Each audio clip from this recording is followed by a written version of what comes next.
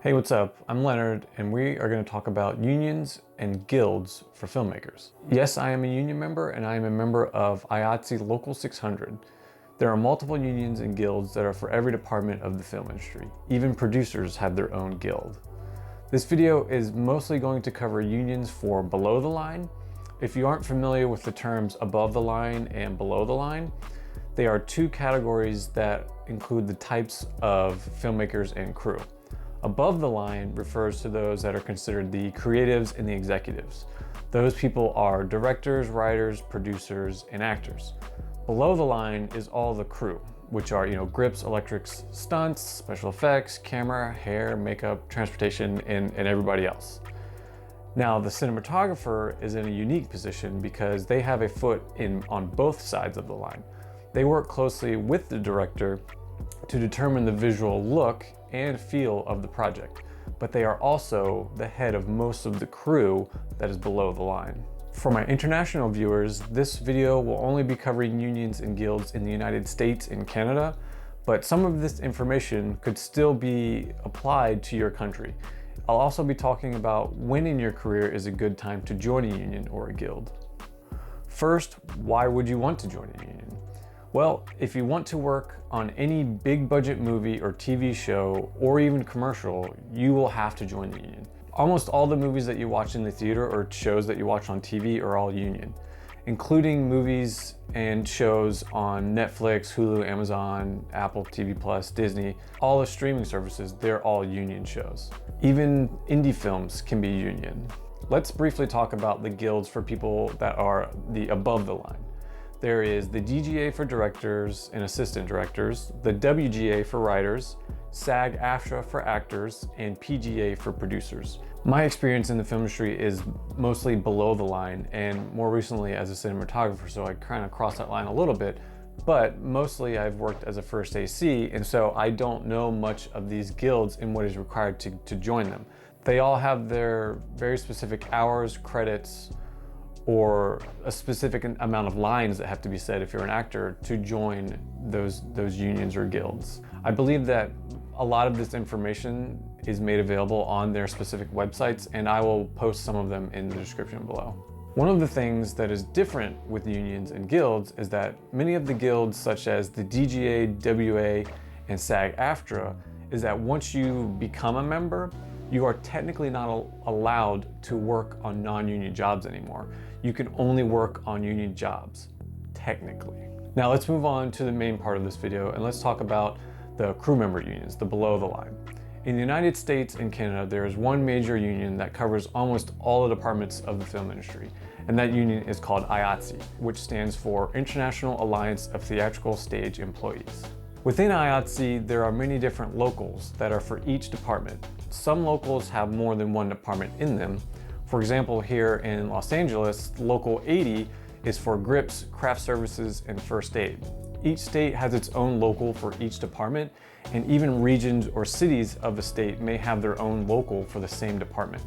Grips and electrics are in two separate locals here in Los Angeles, Local 80 for grips and Local 728 for lighting technicians. But if you're in New York City, both grips and lighting technicians are in Local 52. There is one IATSE local that is the exception to this, the camera union, Local 600. It's a national union for all of the United States, broken down into three regions, Western, Central, and Eastern. Being a member of IATSE doesn't mean you can only do union jobs. You can still do both union and non-union. Still, not all of my work is union. I will do about 60% union or 40% union, give or take. It depends on the year and what jobs are happening. So it changes, back and forth as the year goes on. One major department that IATSE doesn't have is transportation. They are all members of the Teamsters. I know nothing about the process of joining as a Teamster, so if you work in Transpo and are interested in joining the Teamsters, I will leave a link to their website in the description. When it comes to joining IATSE, you will need to determine which local your department is a part of and find out what their requirements are for membership. There are so many that all have different requirements that I can't cover all of them. I will tell you what Local 600 requires for the camera department since I am a member. But first, I want to talk about when you should join a union. If you're fresh out of film school or you're just beginning your film career, the most important thing you need to do before even thinking of joining the union is getting on-set experience. If you've never been on a real set, or maybe you've been on a small set of low-budget projects, you have no business being in a union set unless you're working as a production assistant. The difference in level of professionalism is night and day. Even now, when I do non-union jobs, I can tell right away when much of the crew and even the producers are very green. Learn basic set protocols and etiquette and lingo.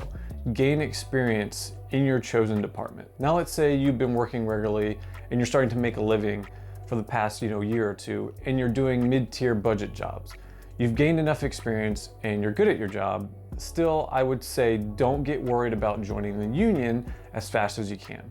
Just because you're able to join the union doesn't mean all of a sudden you're gonna get union work. I would say when you need to start worrying about joining the union is when you get to the point where you have to turn down work and you're missing out on work because you're not in the union. Even that doesn't happen quickly. Getting work in the film industry is all about who you know and who you work with. To get those union jobs, you have to know people that are in the union and that are working on union jobs. As your career progresses, those around you and you work with often will also be moving up to bigger budget jobs. That's when you want to consider joining the union. So now let's say you're ready to join the union. How does that work? I can only speak on the specifics of Local 600 because there are just way too many to give all the details, like I said. You will have to do your own research, but I can give you an idea of what the process looks like. For Local 600 in the Western region out here in LA, there are two ways to get in. One, you have to work 30 days on a union production in one job classification within 1 year. And two, you could work 100 paid days on approved productions in one job classification within 3 years. After getting the required days, you will be placed on the industry experience roster. So what the term in one job classification means is that getting days as a cinematographer or as a camera operator or as an assistant camera person or as a photographer. You can't mix the days between different job classifications. So these are the specific requirements that I'm talking about that are different for every union. If the local you're trying to join does not have the information on their website, you could call them and get the information that you need. So you're probably wondering, well, how do you get 30 union days if you're not in the union? So how could you work on a union job? It's that typical catch-22, but there are ways to do it. So how do you work on a union job for 30 days if you're not in the union? In some circumstances, if production is unable to find a union crew member, they can try to get an exemption letter from Local 600 or the local that you're in for a non-union person to work on that production. This really doesn't happen too often. They're pretty stingy about giving them out. It's pretty rare that they do give them out. The town would have to be extremely busy and no one would have to be available. So another way is by working on a production that ends up getting flipped by the union. You can get lucky and you can end up working on like a low budget indie feature or something like that, and it gets reported to the union, and then the union decides they want to come out and they're going to flip it depending on the budget. So that's how you can end up working on a union job. It starts out being non-union but then gets flipped union.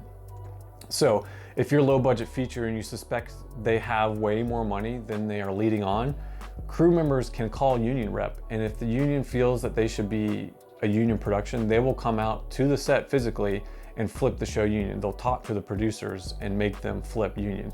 Now, they may not flip the show. If the budget is too low, they more than likely aren't going to flip it. So it just depends, just report the job, and if they'll look into it. You have to send them the info, you'll send them a call sheet, and if they feel it's appropriate, they'll look into it and they'll come out and then they'll force the production to flip. Now, if the production fights it, that's when the whole striking thing starts to happen. But that's a whole nother video. So, who do you submit these days to get into the union? In Los Angeles, there's a company called Contract Services. You will go to them and start your paperwork and begin the whole process. This is something you can do before you even start collecting your days. This is who you will submit all of your days to. So once you open your account with them, you can start submitting your days. You have to go in, you have to fill out like the typical tax stuff and all your info, and then it opens up your account with them. And then you'll be able to start submitting your days to them.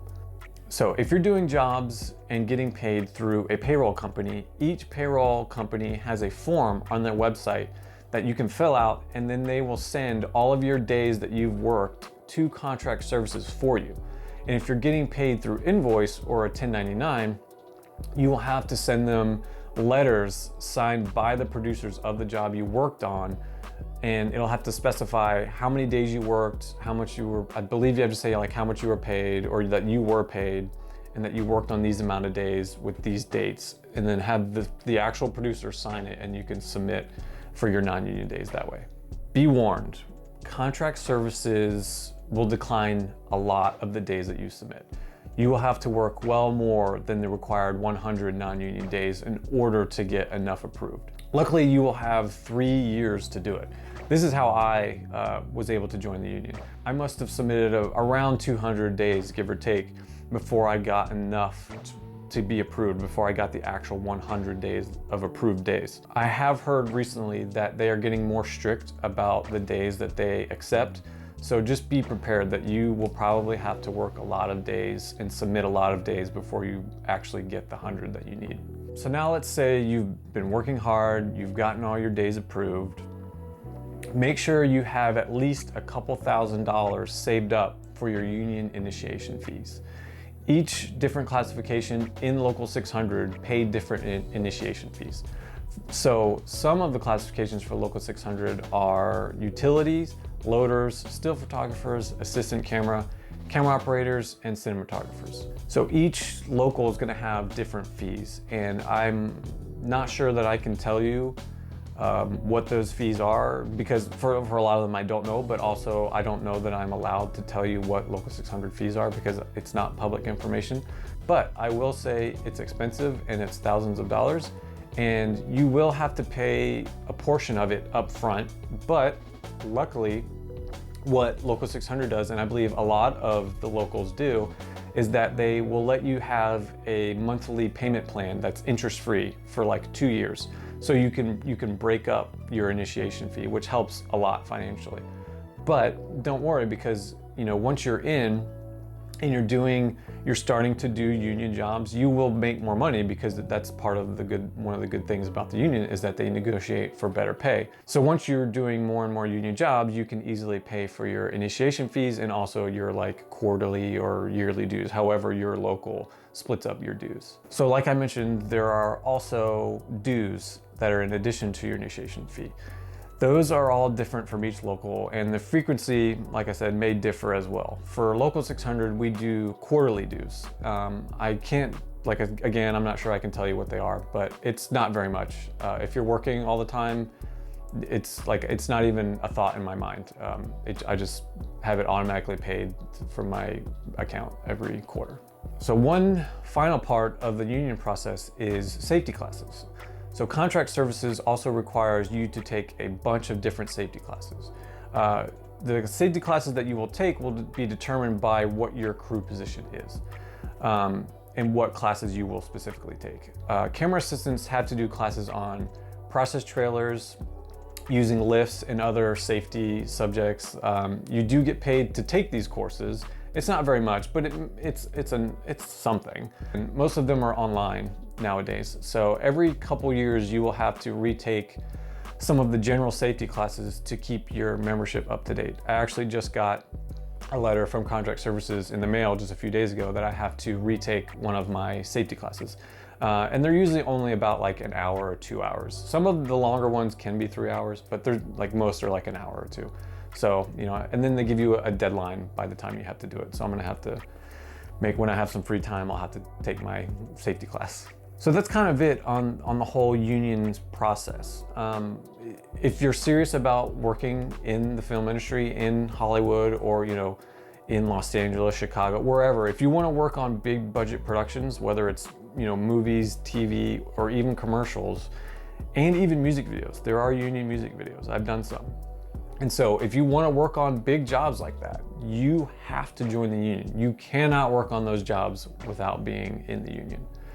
So those are all the basics of the unions and guilds in the film industry. Like I said before, each union and guild has its own requirements for its membership. So you will have to do your own research, and you may have to call them if they don't have the info readily on their website, but they will easily give you that information to you. And then you can start your process of joining the union. Just to recap, absolutely get at least a year or two of full-time work. Now, I'm not just saying like, the beginning of the first year that I just graduated and I'm starting. Like, that's not the start of your clock. You need, once you're working and making a living as a crew member in the film industry, that's when you need to start your clock, because there's so much you need to learn. Even now, like, we're always learning new things and new techniques and new tools. So like, you have to make sure that you know what you're doing at the bare minimum, and that you can show up to a big union set and be competent and know what you're doing. It's a whole nother level of professionalism in filmmaking. So you have to make sure that when you do join, that when you get a call for a union job, that you're prepared, because it's very different. It's very fast-paced. There's not much room for error, and you have to be ready and prepared. And so I cannot stress that enough, that you get the on-set experience before you even think about it. So that's it for this video. Thank you so much for watching. Thank you so much for your time. I hope you enjoyed this video and that it was helpful. And if you're not subscribed, hit that subscribe button for me. It really helps to know that people are interested in these videos. So the more people that subscribe, it really helps a lot, and it gives me the motivation to continue to make these videos. And I really enjoy making them, and I want to educate you guys as much as I can. So yeah, hit that subscribe button for me, and I'll see you in the next one. Going off walkie.